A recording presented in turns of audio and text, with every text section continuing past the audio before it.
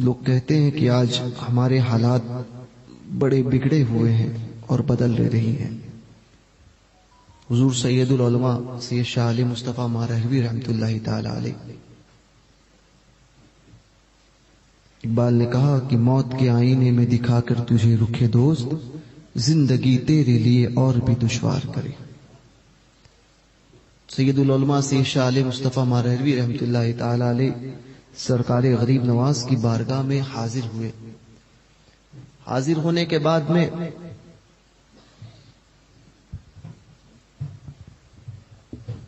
انہوں نے حضور سرکار غریب نواز کی بارگاہ میں، جنہوں نے سرکار غریب نواز کی بارگاہ میں ایک کلام لکھا تھا، منقبت لکھی تھی، تیرے پائے کا کوئی ہم نے نہ پایا خواجہ، تو زمیں والوں پہ اللہ کا سایہ خواجہ، مکر شیطان سے مریدوں کو بچا لیتے ہو، اس لیے پیر تمہیں اپنا بنایا خواجہ، لے چلیں گے جو فرشتے مجھے دوزخ کی طرف، میں کہوں گا ذرا ٹھہرو لو وہ آیا خواجہ. سید خستہ کو امید حضوری کب تھی، تیرے قربان میں کیا خوب بلایا خواجہ. سبحان اللہ. سید العلماء رحمۃ اللہ تعالی علیہ فرماتے ہیں کہ میں نے ایک مرتبہ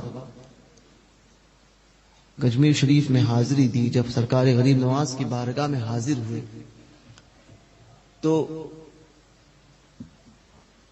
رات کا وقت تھا، خدام صفائی کر رہے تھے. سید میاں علیہ رحمہ درگاہ شریف میں اندر کونے کی طرف کھڑے تھے. روزانہ حاضری ہوتی تھی، مگر اس دن اتفاق تھا کہ سید میاں حضور سید العلماء پہنچے.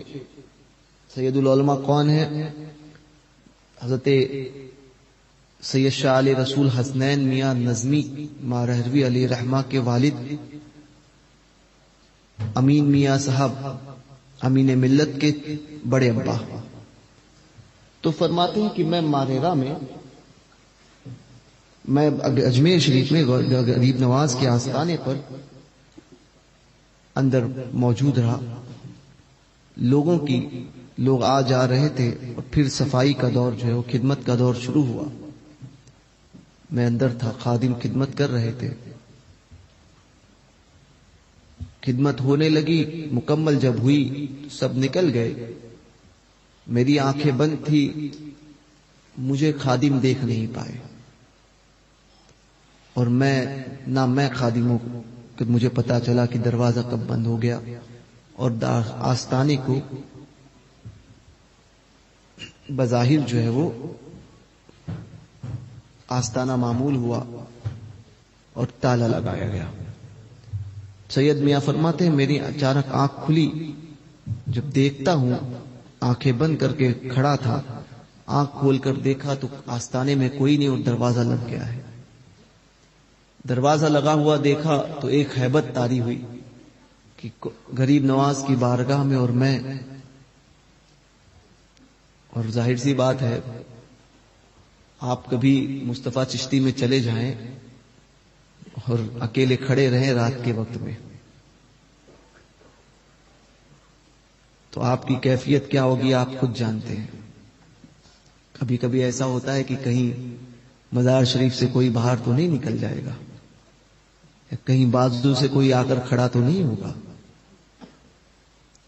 تو حضور سید العلماء کو ایک ہیبت طاری ہوئی. فرماتے ہیں کہ غریب نواز کی بارگاہ اور میں کھڑے رہے.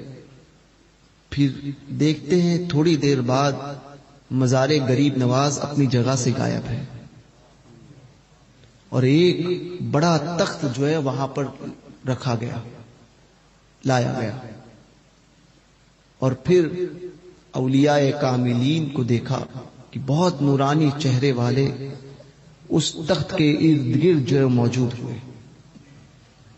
اسی مجمع میں میں نے اپنے نانا، انہی اولیاء کی جماعت میں میں نے اپنے نانا حضرت سرکار شاہ جی اسماعیل حسن میاں قاسمی رحمت اللہ تعالی علیہ کو دیکھا، جن کا ماریرا میں عرس قاسمی ہوتا ہے.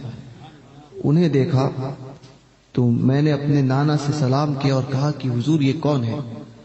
تو حضور سید العلماء سے شاجی میاں سرکار نے فرمایا کہ یہ حضور اچھے میاں ہے، یہ حضور صاحب البرکات ہے، یہ قطب الدین بختیار کاکی ہے، یہ بابا فرید ہے، یہ محبوب الہی ہے۔ تمام اولیاء کے نام گنانے لگے۔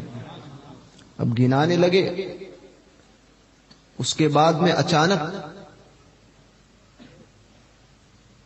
آواز ہوئی کہ سرکار غریب نواز اس اچانک جو ہے تخت پر جو ہے ایک بزرگ جلوہ افروز ہوئے، بہت نورانی چہرہ تھا۔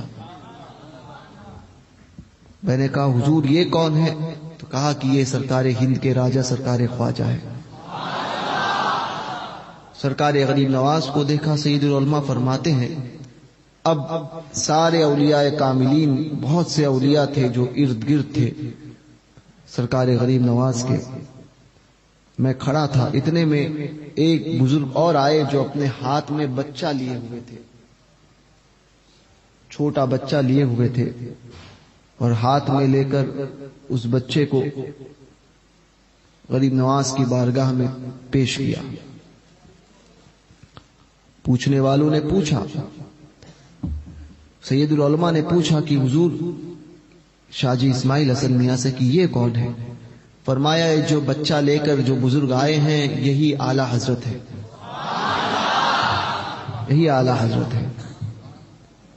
بہرکیف اس کے بعد ہندوستان کے حالات پر بات چیت ہوئی۔ یہ 1974 کے پہلے کی بات بتا رہا ہوں، 1974 کے پہلے کی ہندوستان کے حالات پر بات چیت ہوئی۔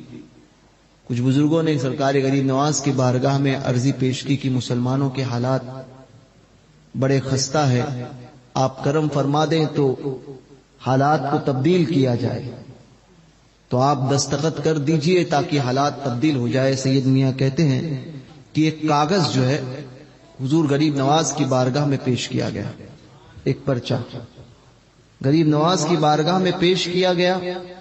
حضور سرکار غریب نواز نے اسے دیکھا اور دستخط کرنے ہی والے تھے کہ اچانک انہی بزرگوں کی بھیڑ میں سے دوسری جگہ سے ایک جلال میں پرجلال بزرگ، چہرے پر بہت جلال، وہ جو ہے وہ اس مجلس میں آئے اور انہوں نے کہا کہ حضور دستخط نہ کرے،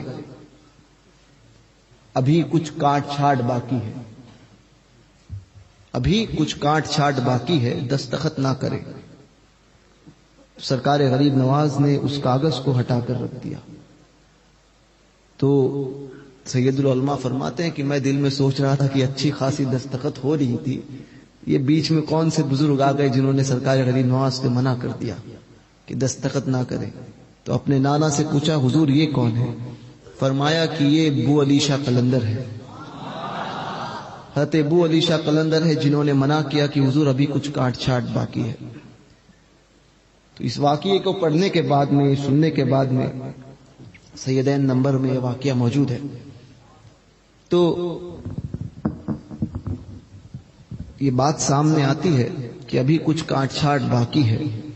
حالات اس وقت تک تبدیل نہیں ہو سکتے جب تک ہم تبدیل نہیں کریں گے، سمجھے؟ ہمیں اپنے حالات کو خود بدلنا ہوگا۔ حالات ہم بدلنے کی بات کرتے ہیں، حکومتیں بدل کر رہیں گے، حکومتیں ایسی نہیں بدلتی، بدلنا تو خود کو پڑتا ہے۔